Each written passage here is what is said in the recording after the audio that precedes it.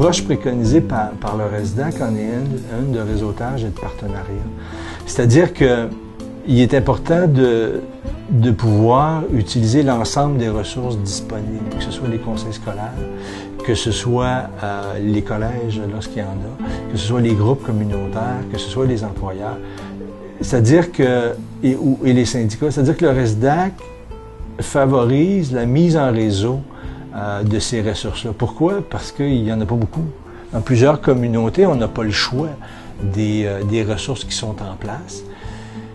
En travaillant ensemble et en mettant ces gens-là en réseau, on identifie les besoins de ces gens-là. Deux, on crée ensemble un réseau de partenariat et chacun, avec ses compétences et ses ressources coordonnées, va pouvoir y répondre. En créant un genre de guichet unique, d'une part, pour l'apprenant, mais aussi pour les autres, que ce soit pour l'employeur ou pour le communautaire, pour répondre à leurs besoins. Ensemble, on développe des montages andragogiques pour pouvoir répondre à ces besoins-là.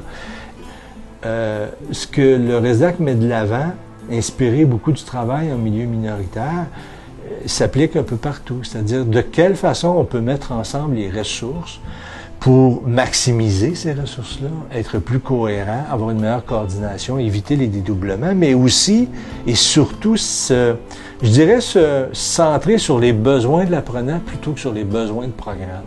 Donc, cette approche-là permet, en tout cas c'est celle que nous on met de l'avant, permet de se centrer beaucoup sur l'adulte apprenant et d'y répondre par les ressources existantes et non pas essayer de trouver d'autres ressources ou d'être obligé de réinvestir.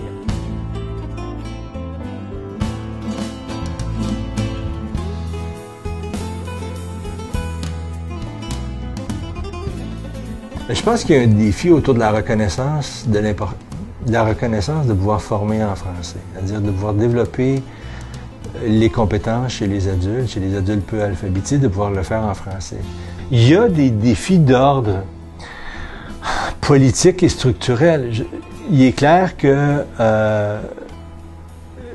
les transferts fédéraux vers les provinces peuvent créer des difficultés pour les minorités francophones. Donc, je pense que là, il y a un travail important auprès des différentes provinces et territoires pour s'assurer que les services vont aussi être offerts une fois rendus dans les provinces. Mais par service, j'entends qu'on va avoir accès aux fonds, au financement pour faciliter la mise en œuvre.